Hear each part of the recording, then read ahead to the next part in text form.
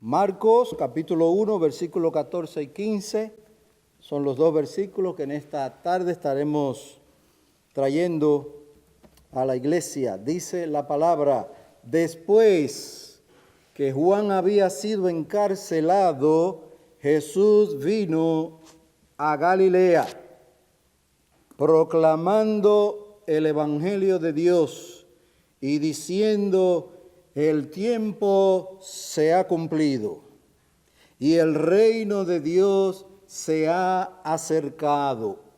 Arrepentíos y creed en el evangelio.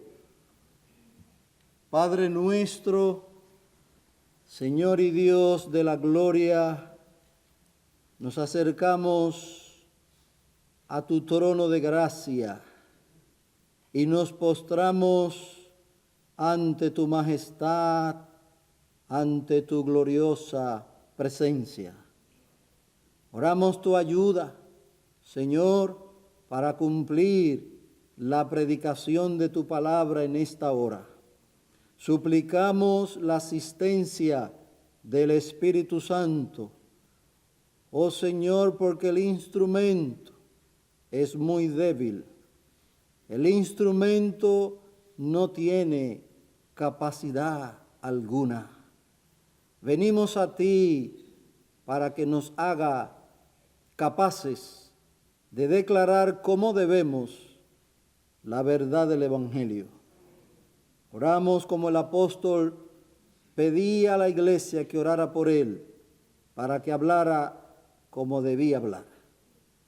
Ayúdanos, Señor, a ser fieles a las almas y traerles solo lo que dicen las Escrituras. Lo pedimos en Cristo y oramos que Él con su sangre nos limpie de toda maldad. Te lo rogamos en su nombre. Amén. Amén. Bien, en este versículo 14 y 15, o con estos versículos 14 y 15, Marcos inicia una nueva sección en su evangelio.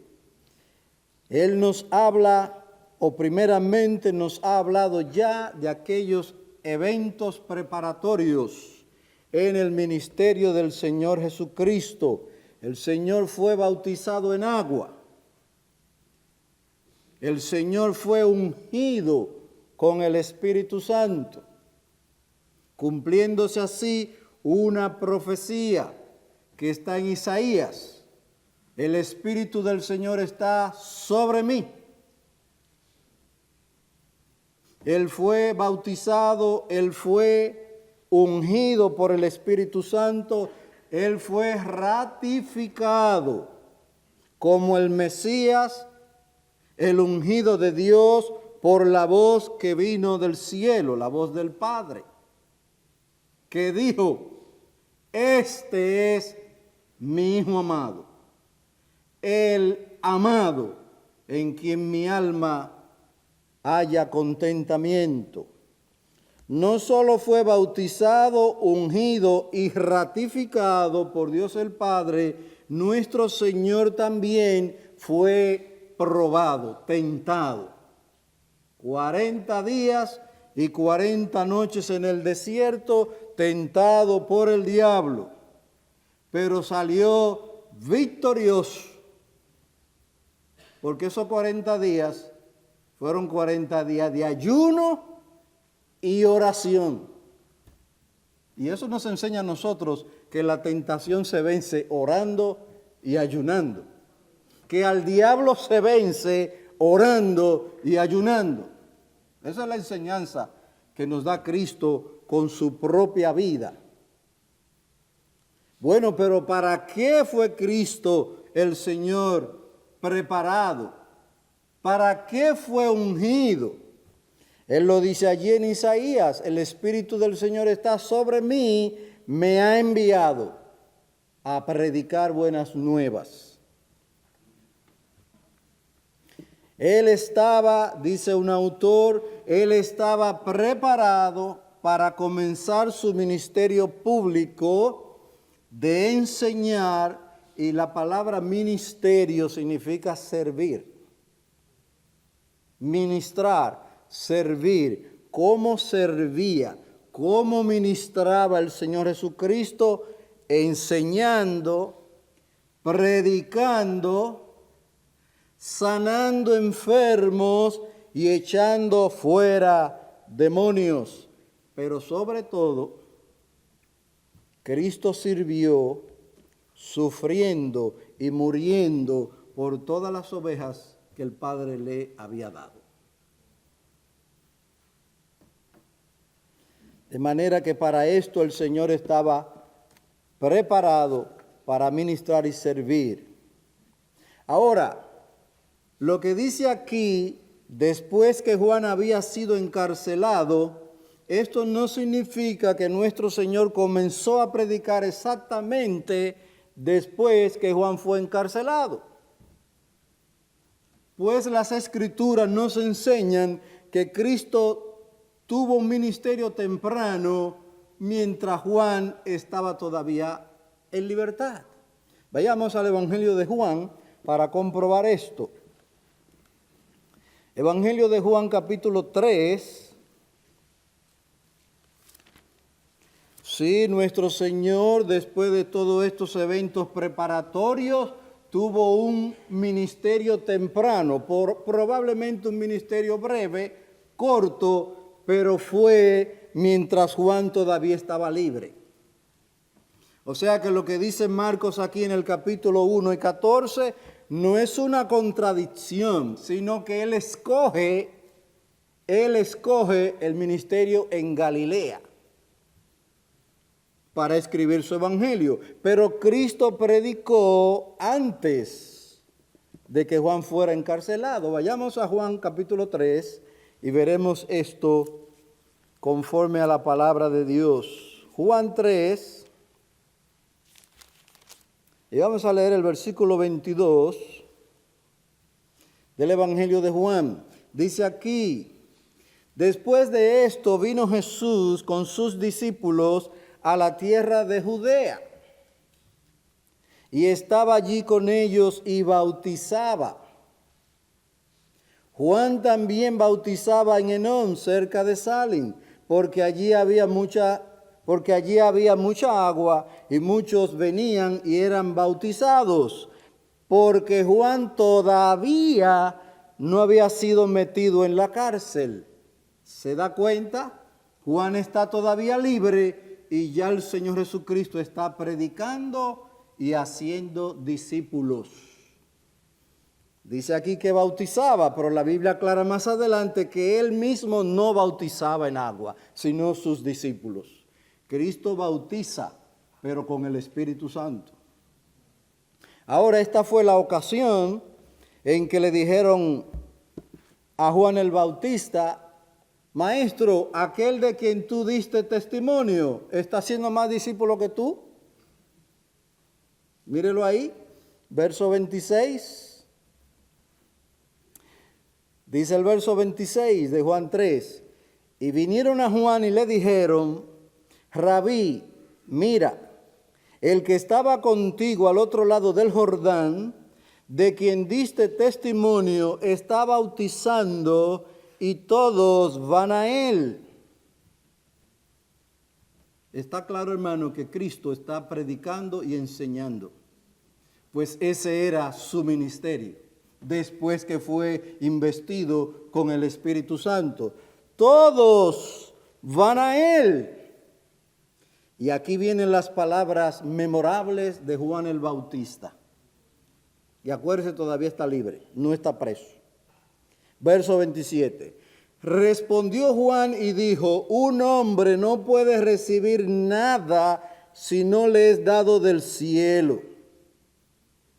Vosotros mismos me sois testigos de que dije: yo no soy el Cristo, sino que he sido enviado delante de él. El que tiene la novia es el novio. Yo soy amigo del novio. El que tiene la novia es el novio, pero el amigo del novio que está allí y le oye, se alegra en gran manera con la voz del novio.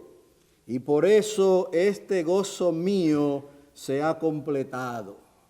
Es necesario que Él crezca y que yo mengüe. Esas palabras son memorables y son una enseñanza para nosotros. Quizá el que vino a decirle a Juan, mira, el que tú diste testimonio está bautizando y está haciendo más discípulos que tú. Y eso podría crear en Juan una especie de celo. Pero gracias a Dios que no. Este era un hombre espiritual. Y él sabía lo que Dios le había dado a él. Y a ese que él señaló como el Cordero de Dios, dice, ese es el novio. Yo soy amigo del novio. Y es más, me siento gozoso de que él esté reuniendo a su novia. Me siento gozoso de que él esté creciendo. Mira, tú diste testimonio de él y ya está siendo más discípulo que tú. Dice Juan, es necesario que él crezca y que yo disminuya. Esto, hermano, nos confirma de que hubo un ministerio previo al de Galilea, porque Juan todavía no había sido encarcelado. Ahora bien, el ministerio que escoge Marcos conforme a su propósito no es el de Judea, sino el de Galilea. Por eso en su evangelio él dice, después que Juan fue encarcelado, Jesús vino a Galilea. Vayamos nuevamente a Marcos 1. Y eso nos dice que los escritores de los evangelios fueron selectivos. Ellos escogieron los episodios en la vida de Cristo que era conforme al propósito que tenían para escribir sus evangelios. No hay ninguna contradicción, no la hay. Después que Juan había sido encarcelado, después de ese evento, Juan sale del escenario y ahora el foco de los enemigos de Dios no sería Juan, sería Jesucristo. Y el Señor dijo que su vida nadie se la quita, sino que Él la entregaba de sí mismo. Pero el día en que Él entregaría esa vida por sus ovejas, dice la Biblia, no antes de que llegue la hora. ¿Qué quiero decir con esto? Jerusalén se conocía como la ciudad que mata y apedrea a los profetas. De manera que Jesús está dejando Judea porque ahora Él era el foco. Deja Judea y se va a Galilea. Los líderes principales de Israel estaban en Judea, en Jerusalén. Así que de una manera sabia, para evitar problemas prematuros, el Señor deja Judea y se va a Galilea. Eso lo dice la palabra. Aquí quiero que lo oiga. Eso lo dice la palabra en el Evangelio de Juan. Dice así en el capítulo 4 y verso 1, por tanto, cuando el Señor supo que los fariseos habían oído decir,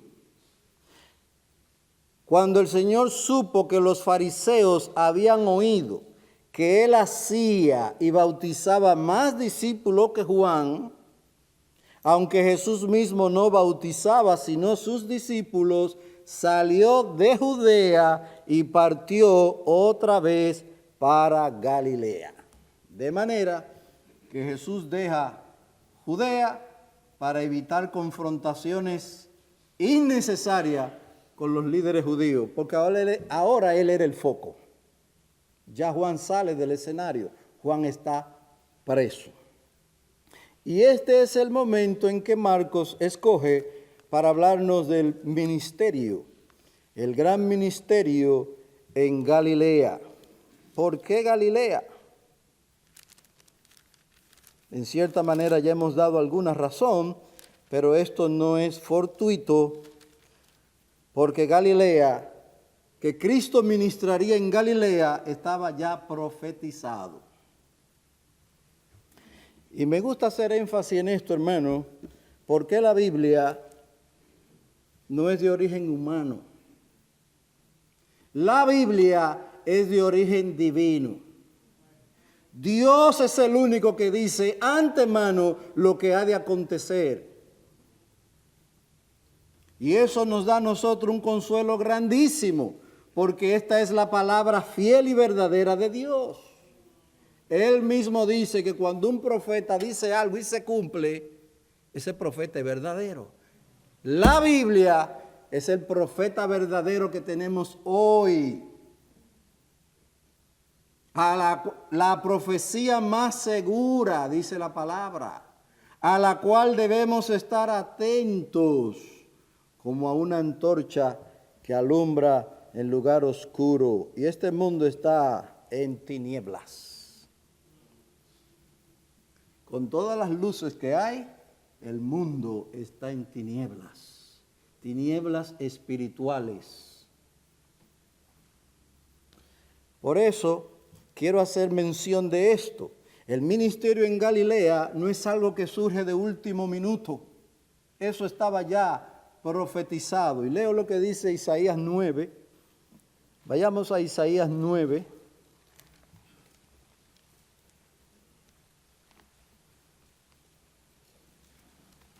Libro del profeta Isaías, capítulo 9.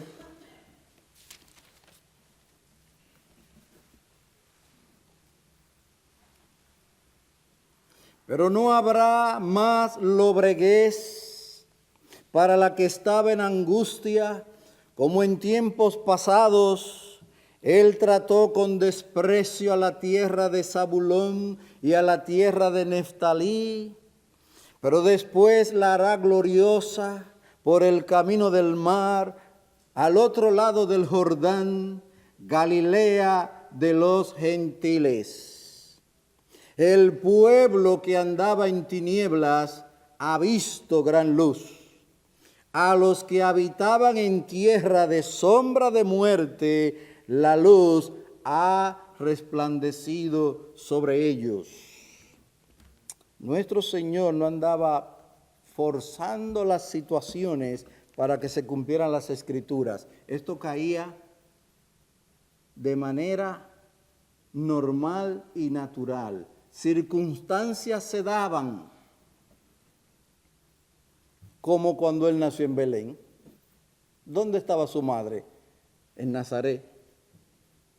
Sí, allí embarazada, encinta del Señor Jesucristo, por el poder del Espíritu Santo, vino un edicto y ella tuvo que coger para Belén. No, Cristo no andaba buscando de qué manera cumplir las Escrituras. No, esto caía de manera normal y natural. Pero ya estaba escrito que él ministraría en la tierra de Zabulón y de Neftalí, que es la región de Galilea. Eso estaba profetizado. Ahora la Biblia dice que él viene a Galilea proclamando el evangelio de Dios. Para esto, hermano, fue ungido el Señor Jesucristo. Para esto fue preparado.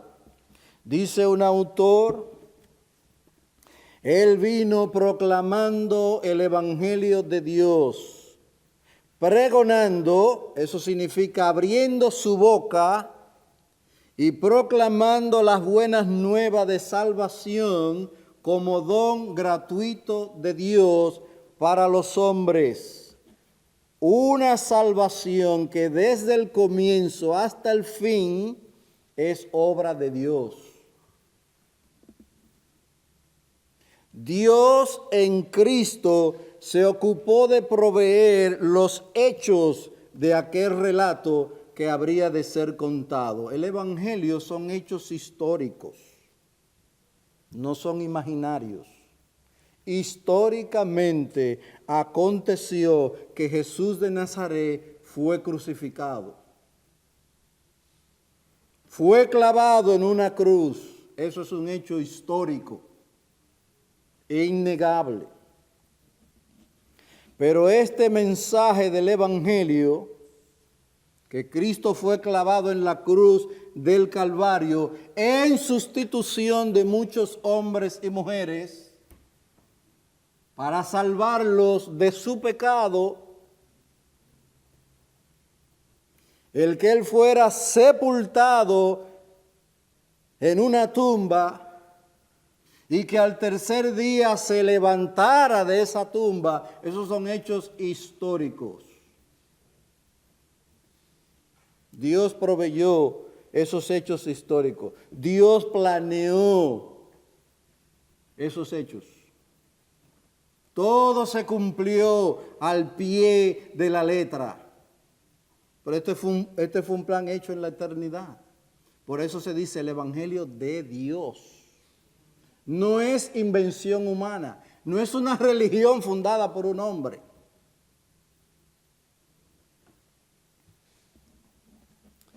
Fue Él quien proveyó el camino de salvación fuera del cual todo hombre estaría eternamente perdido. Estas buenas nuevas, por tanto, constituyen con toda propiedad el Evangelio de Dios. Pero ¿cuál era el contenido de la predicación de Cristo? Mire lo que dice Marcos capítulo 1. ¿Cuál era el contenido? Dice aquí en Marcos: Jesús vino a Galilea proclamando el Evangelio de Dios. Y esto significa proclamando una buena nueva a hombres y mujeres perdidos. Buena noticia para los perdidos. ¿Cuál es esa buena noticia? Dice el verso 15, el tiempo se ha cumplido. Y lo primero que nos viene a la mente cuando leemos el tiempo se ha cumplido es: amigo, te queda poco tiempo. Pero eso no es lo que dice el verso. Aunque eso es una realidad. Cada día que pasa, tú no tienes un día más, tú tienes un día menos. Se te acaba el tiempo, eso es cierto. Pero lo que dice el versículo no es eso. El tiempo se ha cumplido llegó el momento preciso, el momento adecuado para que se cumplan las promesas de Dios. Amigo, Dios abre la puerta para que muchos entren al reino de los cielos. Eso es lo que Cristo está diciendo. El tiempo ha llegado. El tiempo de la oportunidad de Dios. Él abre las puertas de los cielos. El tiempo se ha cumplido y el reino de Dios se ha acercado. En eso haremos nosotros énfasis en esta noche, en los minutos que nos quedan. El reino de Dios se ha acercado. Lo que el Señor está diciendo es que el reinado de Dios en los corazones y vidas de los hombres comenzaría a hacerse sentir en forma mucho más poderosa como nunca lo fue antes. El reino de Dios se ha acercado. Hermanos, puede que parezca algo difícil de creer, pero en este mundo hay dos reinos que corren paralelamente. Es el reino de Dios, y en la tierra ya está el reino de Dios. ¿Cómo es eso? El reino de Dios y el reino del diablo corren paralelamente en este mundo. Hay hombres que en este mundo pertenecen al reino de Satanás, pero hay hombres y mujeres que en este mundo ya están en el reino de los cielos. Alguien dirá, pero esto es increíble. En este mundo donde hay tanta maldad, en este mundo el reino de los cielos ya está. Dice Cristo, el tiempo se ha cumplido. ¿Cuál tiempo? El tiempo de las promesas de Dios. Dios prometió un reino. Dijeron los discípulos cuando el Señor se iba al cielo, o antes, ya casi ahí, Señor, restaurarás el reino a Israel en este tiempo. Él dijo, a ustedes no les toca saber los tiempos o las sazones que el Padre puso en su sola potestad. ¿Por qué? Porque ellos están pensando en ese reino político. Sí, eso también Dios lo prometió. En el libro del profeta Daniel, Dios prometió que el Señor levantaría un reino que destruiría a todos los demás reinos. Sí, Dios va a destruir Dios, el Señor, va a destruir toda oposición en este mundo. Y finalmente el reino de Cristo en este mundo será de mar a mar. Eso se cumplirá. Pero eso es un reino político, por así decirlo. Ya no habrá más necesidad de elecciones. Porque habrá un solo rey. El rey de toda la tierra. Jesucristo y todos los que son de él. Porque la tierra le pertenece a Dios. El mundo es de mi Dios. Y los justos habitarán la tierra. Y los impíos, hombres y mujeres incrédulos, dice la Biblia, serán desarraigados de ella. Mire, amigo, nosotros somos gente pacífica. Pero Dios dice que si usted no se convierte a Cristo, Él lo va a desarraigar de este mundo.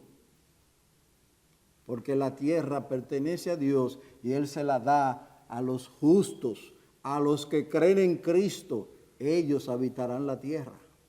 Hay un reino político, pero eso está en el futuro. En el presente, el reino de Dios está entre nosotros, pero ¿de qué manera? ¿De qué manera está el reino de Dios entre nosotros? Le preguntaron al Señor Jesucristo cuándo había de venir el reino de Dios. Oiga la respuesta de él. Por el tiempo yo leo estos versículos y usted los escucha atentamente. Le preguntaron a Cristo, habiéndole preguntado los fariseos cuándo vendría el reino de Dios, Jesús les respondió y dijo, el reino de Dios no viene con señales visibles. Ni dirán, mira, aquí está, o allí está, porque aquí el reino de Dios entre vosotros está. Pero ustedes no lo ven. Ustedes no lo perciben. Y porque, como dijo Cristo a Nicodemo, si tú no naces de nuevo, tú no puedes ver. Tú no puedes ver ni puedes entrar en el reino de Dios. Pero hay hombres y mujeres que ya han entrado por la misericordia de Dios. Ellos han nacido de nuevo y ahora ven ese reino, viven en ese reino. Pero ese es el reino de los cielos. Ellos escogen, los hombres y mujeres que ya están en el reino, escogen las leyes de ese reino por encima de las leyes de este mundo. Sí, cuando esas leyes están en conflicto, el hombre o la mujer que está en el reino de los cielos, escoge las leyes del reino de los cielos. Porque ya él está en ese reino. Pues Cristo dice, el reino de los cielos no viene con señales visibles. Y eso se refiere, hermano, a la etapa presente del reino. No es con señales visibles que se ven en el cielo. No. El reino de los cielos está entre vosotros porque hay hombres y mujeres que están entrando. Y esto no es un cuento, hermano. La Biblia dice en Colosenses que el Señor nos trasladó, eso está en pasado. En Colosenses la Biblia dice lo siguiente: dando gracias al Padre que nos ha capacitado para compartir la herencia de los santos en luz, porque Él nos libró del dominio de las tinieblas y nos trasladó al reino de su Hijo amado. Nos trasladó en el pasado, cuando creímos, cuando fuimos salvos, entramos en el reino de los cielos. Hermano, esto es presente, esto es ahora.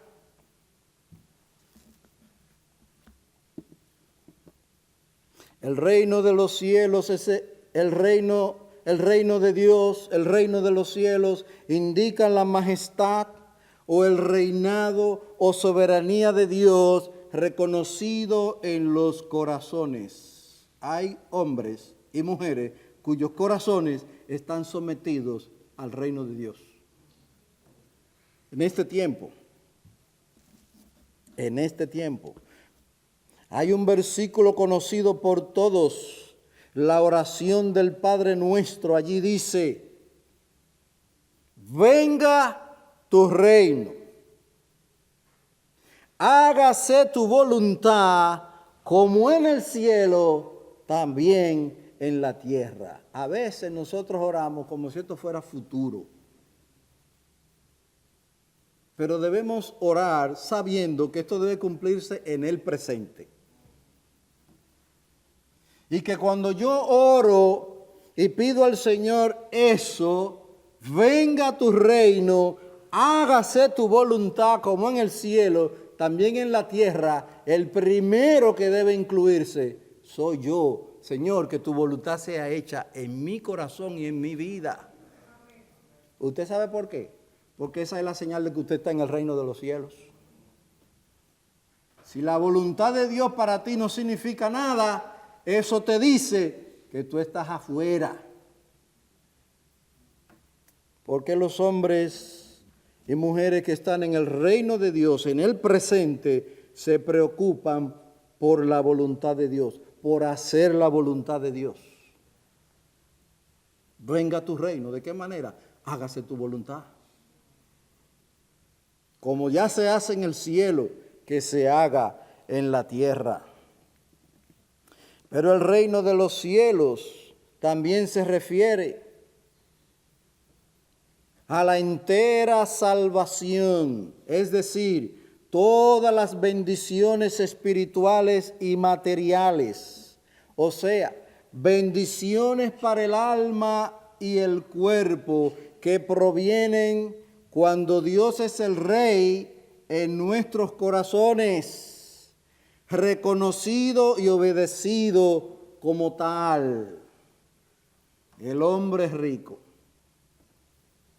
¿Qué haré para heredar la vida eterna? Heredar la vida eterna y entrar en el reino de los cielos es sinónimo. Se refiere a lo mismo. Por eso cuando Cristo les pone las condiciones a este hombre, guarda los mandamientos. ¿Usted sabía que si alguien cumple los mandamientos perfectamente es heredero del cielo? Pero no hay quien lo cumpla. Guarda los mandamientos. Oh, yo he guardado todo esto desde mi juventud. Cristo no le dijo mentiroso, le dijo, es así, pues te falta una sola cosa. Vende todo lo que tienes, dalo a los pobres y ven, sígueme, y tendrás tesoro en el cielo.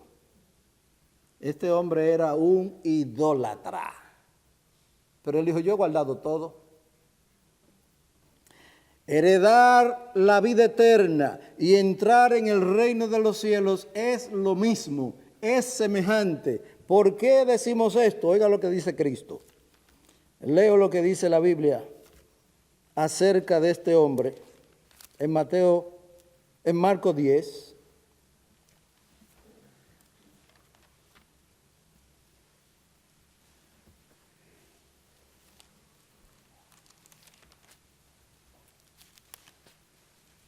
Marcos 10, verso 25, pero antes leamos el verso 23. Jesús, mirando en derredor, dijo a sus discípulos: qué difícil será para los que tienen riquezas entrar en el reino de Dios. Oh, pero la pregunta del hombre no fue que él quería entrar en el reino de Dios. La pregunta fue: ¿qué debo hacer para heredar la vida eterna? El problema es, o no el problema, sino que la verdad es que heredar la vida eterna y entrar al reino de Dios es lo mismo.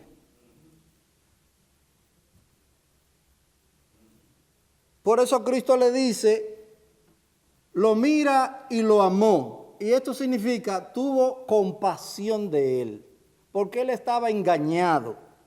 Yo he guardado todo. ¿Qué me falta? A ti te falta todo, porque eres un idólatra. Y el primer y gran mandamiento tú lo estás quebrantando. Tú amas más a las riquezas que a Dios. Tú amas más el tener que a Dios. Por eso Cristo le da donde más le duele. Vende todo lo que tiene. Abandona todo lo que tienes. Y ven y sígueme. Ahí fue que le dolió. Dice que se fue triste. Esa demanda está muy grande. Entonces dice el Señor: qué difícil será para los que tienen riquezas entrar en el reino de Dios. Los que tienen riquezas y aman la riqueza más que a Dios. Para eso es difícil o imposible. Los discípulos se asombraron de que el Señor dijera esto, como nos explicó nuestro hermano, porque los ricos se suponía que tenían la bendición de Dios sobre ellos. No está escrito en el Antiguo Testamento que si ellos obedecían, prosperarían. No serían cola, sino cabeza. Que sus ganados se multiplicarían. Y que todo lo que tenían se iba a hacer abundante. Pues esa mentalidad judía decía: ¿cómo? Los ricos no entran, ¿qué será del pobre? Porque ellos son los benditos de Dios. Los discípulos se asombraron de sus palabras, pero Jesús respondiendo de nuevo les dijo: hijos, qué difícil es entrar en el reino de Dios. Es más fácil que un camello pase por el ojo de una aguja que el que un rico entre en el reino de Dios. Y ellos se asombraron aún más y dijeron: ¿quién podrá salvarse? La respuesta bíblica es que esto es imposible para los hombres, salvarse. Entrar en el reino de los cielos es imposible para los hombres.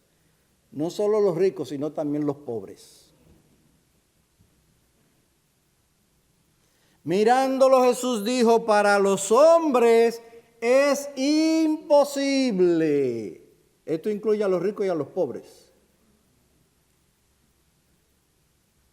Pero para Dios todas las cosas son posibles. De ahí las buenas nuevas que predica el Señor Jesucristo. Dios, para quien todo es posible, la salvación, Dios la puede llevar a cabo. Dice Cristo: yo vengo predicando el reino de los cielos. Se ha abierto la puerta de la oportunidad para que muchos entren al reino de los cielos. Pero el reino de los cielos tiene mucho que ver con la iglesia. La comunidad de personas en cuyos corazones Dios es reconocido como Rey. Se le dijo al apóstol Pedro y a los discípulos, cuando él pregunta: ¿quién dicen los hombres que soy yo? Oh, tú eres Jeremías, dicen algunos.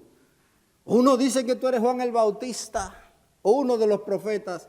¿Ustedes quiénes dicen que soy yo? Y Pedro dice: tú eres el Cristo. Es una declaración muy fuerte. Tan fuerte y gloriosa es la declaración que Cristo dice, bienaventurado. Eso te lo reveló mi Padre. Qué bendición tuvo Pedro.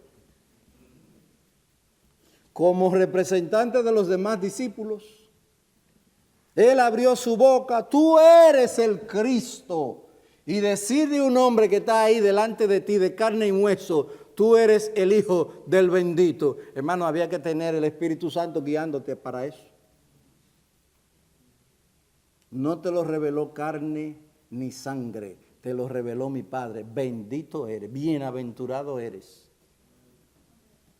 Y todos los demás que reconocen a Jesús como el Cristo, bienaventurados son. Pero dice el Señor, y sobre esta roca, no Pedro, sobre esa roca que tú has confesado, Pedro, el Mesías Jesucristo dice, sobre esta roca edificaré mi iglesia y yo te daré las llaves del reino de los cielos. Se le concedió una bendición grande a Pedro. La llave del reino. Bueno, hermano, esa llave no era exclusiva de Pedro. Porque esa llave es la predicación fiel del Evangelio. La llave que abre la puerta es predicar el Evangelio, tal y como está en la Biblia, para que los hombres crean, se salven y entren al reino de Dios. Eso es lo que Dios ha destinado para que hombres y mujeres oigan, se arrepientan y entren al reino de Dios. La llave es la predicación fiel. A ti te daré las llaves. ¿Quién fue el hombre que predicó cuando vino el Espíritu Santo? Pedro se levantó. Predicó. 4,000, 3,000 almas se convirtieron. Están entrando al reino de los cielos por la predicación fiel del Evangelio. Pero esta llave no era exclusiva de Pedro, porque lo mismo se le concedió al apóstol Pablo. Mire lo que dice Pablo. Esa llave se le concedió al apóstol Pablo también. Por lo que dice la Biblia, escúchelo, hermano. Dice aquí, yo entonces dije, ¿quién eres, Señor? Y el Señor dijo, yo soy Jesús a quien tú persigues, pero levántate y ponte en pie, porque te he aparecido con el fin de designarte como ministro y testigo, no solo de las cosas que has visto, sino también de aquellas en que me apareceré a ti, librándote del pueblo judío y de los gentiles a los cuales yo te envío. ¿Para qué yo te envío? Para que abra sus ojos, a fin de que se vuelvan de la oscuridad a la luz, del dominio de Satanás. El reino de Satanás está en este mundo, pero en este mundo también está el reino de Dios. Para que se vuelvan del dominio de Satanás a Dios, que es decir, al reino de Dios. Para que reciban por la fe en mí, dice Cristo a Pablo, para que reciban por la fe en mí el perdón de pecados y herencia entre los que han sido santificados. ¿Y cuál es la herencia? ¿Cuál es la herencia? Y yo voy a terminar con este versículo. Dice Mateo 25, y yo termino con ese versículo. ¿Cuál es la herencia? Entre otras cosas, dice la palabra, entonces el rey dirá a los de su derecha, venid, benditos de mi Padre, heredad el reino preparado para vosotros desde la fundación del mundo. Hay una etapa presente de ese reino, pero es una realidad. Y el que no entre al reino en esta etapa presente, no estará en la etapa futura. No estará cuando Cristo reine sobre este mundo de una manera visible y personal, cuando ya no haya más impío en este mundo y solo reinen los hijos de Dios. Ese será el cielo en la tierra. Que Dios tenga de nosotros misericordia. Este tema, como dicen en las películas, continuará si Dios concede. Vamos a orar. Oh Señor, muchas gracias por la bendición de oír acerca del reino de los cielos.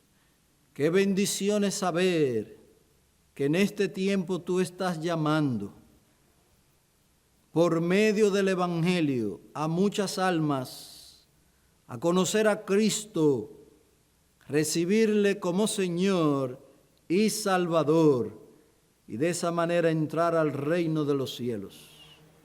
Oramos por los que están aquí con nosotros.